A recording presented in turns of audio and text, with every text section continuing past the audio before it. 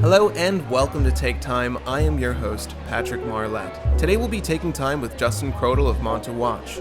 I visited him over at Chelsea Market for this year's Wind Up Watch Fair and had the opportunity to sit down and discuss the brand with him at his hotel.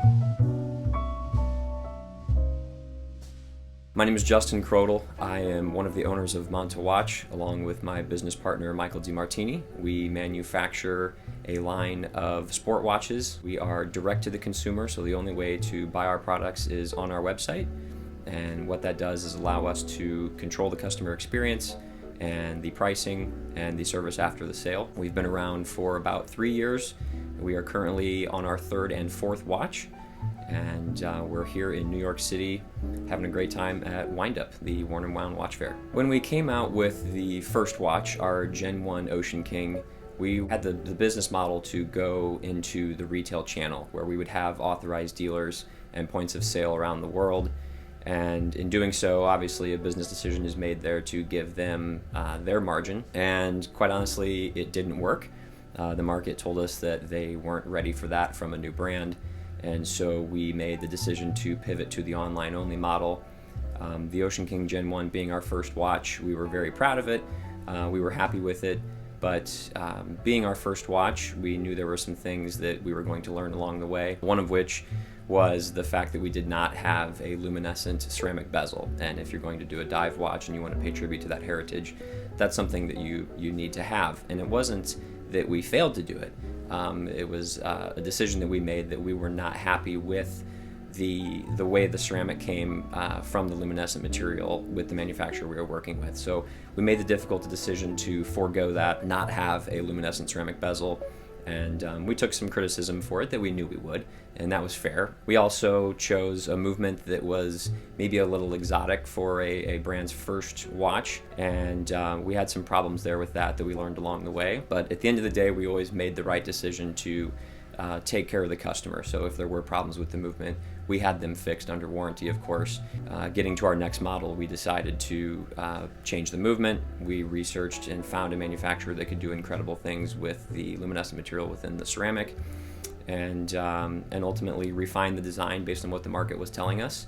And now here we are with the second generation model that we're even more happy and more proud of, and the market is telling us that they agree with us because people are really excited for this model. So the new Generation 2 Ocean King had a couple big changes. Number one was the movement. We now work exclusively with Sellita, specifically the SW300 in the new Ocean King. We added crown guards. We actually shrunk the crown a little bit, and we slimmed down the case profile. These were all things that the market was telling us, our customers were telling us that they would like to see in future models. And we really tried to bring an overall design aesthetic that goes across the entire lineup. So of the three models, they have a lot of traits that are similar. The shape of the lugs, the style of the case, and specifically with the Gen 2 Ocean King, we found a fantastic manufacturer who does incredible things with the luminescent material in the ceramic bezels, is evidenced by the fully lumen ceramic bezel we have now, and specifically the triangle is really sharp, which was something that we wanted to attain. And we now have a patent pending on our diver's extension clasp, something that we worked really hard on with our case and bracelet maker. We're really excited about the prospect for the future with that. We also are happy to report that our overall bezel assembly is now has 2 design patents to it. Another thing that we're very proud of, that we want the customer base and the market to know that we invest heavily into the technology in our watches, and we will continue to do so. So price is always very important in any business, and with my background in finance, obviously it's where my brain naturally gravitates towards. And so, as most people maybe have seen or read, when we made the pivot from when we tried the retailer channel to then go online only, we had to make some difficult decisions. Obviously, the margin that would have gone to the retailer, we were able to eliminate and pass that along to the consumer.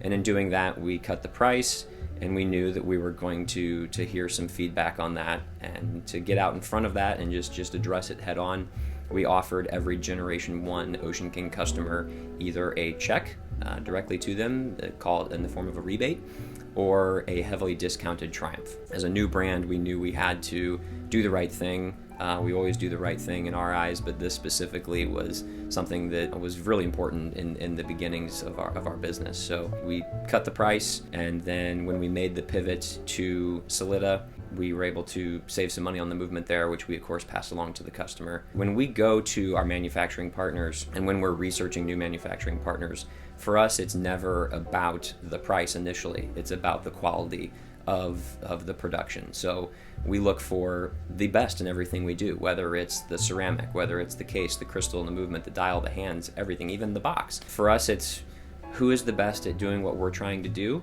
and can those partners help us achieve the goals that we're trying to achieve? And then it's a business decision of, this is the cost of that manufacturing, and obviously we have to make our margin in order to continue to market and grow our reach and deliver more products to our customers, which at the end of the day is our passion, is to give a fantastic product at what we think is a great price for the quality that they receive. We have been very fortunate with Monta to have the background of our sister company, Everest Horology Products, which makes the very popular rubber and leather straps for Rolex owners.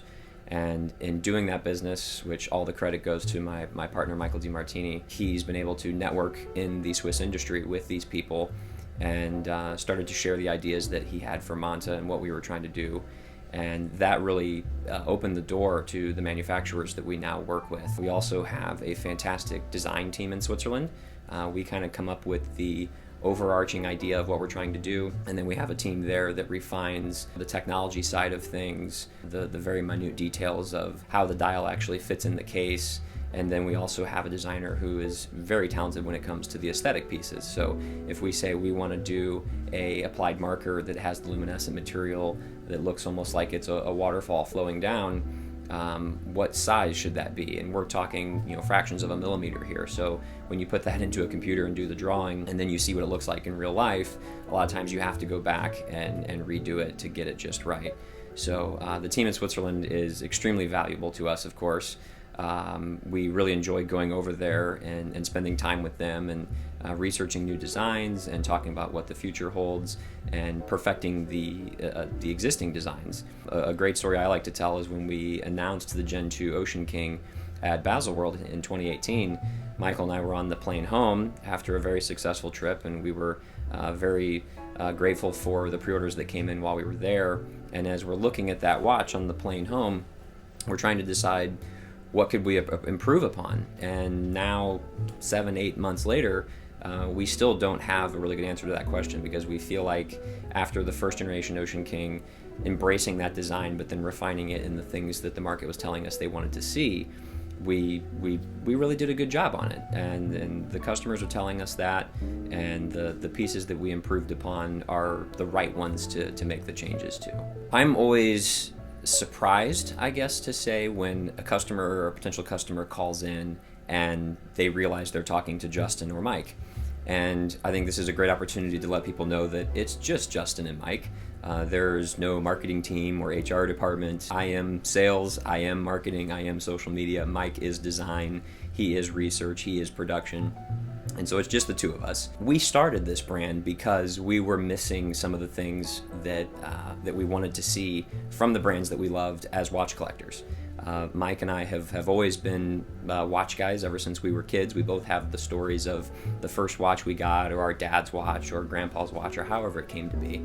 And so when we started this, it was really important to hit on all those things that we wanted from the brands that we loved. And for me, that's really important to focus on the customer experience. Whether it's the first time they call in and they ask a question, or they're already an owner and they have a service need, or they have a question about how to use the watch, or the depth rating, or anything of that nature. So first and foremost, it's very important for me to get to know the customer, to answer their questions, to be responsive. I have a personal rule that if you email Monta, you're going to get a reply within 24 hours, usually even on the weekends. There's a funny story of a guy who was so blown away that I replied to an email on Super Bowl Sunday that he immediately placed his order for his watch. And I love doing that because I love watches. I'm a watch guy who has been fortunate enough to follow the dream and the passion to have his own brand and deliver that product to the market. So for service after the sale, it's kind of a a no-holds-barred approach, that whatever the customer needs, we're going to be there to support them. When it comes to replacement parts, we always order extra gaskets, crystals, crowns, tubes, every piece that would be needed. We always have extra movements and cases and dials and hands in inventory. And so for the person who is curious about, well, what happens if I need this, they can contact Monta and we'll take care of it for them. We always want to have a staple of a collection that's going to contain, in our case, the Triumph, the Ocean King, and the SkyQuest. We feel those are the best traditional watches that most people want to see.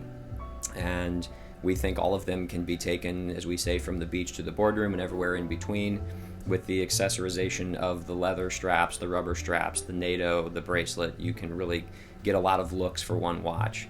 And now that we have those three established, we've kind of turned our sights to what's next. I always start by saying, again, we make these watches because it's what we want to make as watch lovers, and that's who we are and where we came from. I myself am a big fan of chronographs, and so I would like to see us make one eventually. We don't have any plans yet. For us, the chronograph is going to start with sourcing the right movement, and there's a couple on the market that are interesting, but we're going to continue to evaluate that and discuss that with our team. We've been asked a lot about doing a gentleman's watch or a dress watch.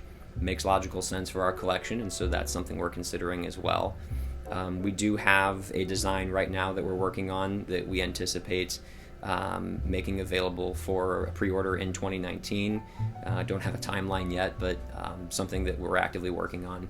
And I think any brand in our position has to constantly be looking for new inspiration for a new model as you grow the collection and find out which ones are popular with your audience and then hone in on those. And so far the market is telling us that the Ocean King, SkyQuest, and Triumph are popular. I would say that the Ocean King is probably the most popular. SkyQuest and Triumph do very well on their own, and so we will continue to keep those in the collection and then add these new models over the next few years. I'll tell you a great story. Last year, 1 year ago today precisely, I'm at Windup, and this guy walks up to the booth and he's got a camera around his neck, and he asks some great questions about the watches, and he's very complimentary, and he asks if he can shoot an interview with me. It's the first time anyone's ever asked me this as an owner of a watch brand. I'd be lying if I said I wasn't flattered, so I accepted.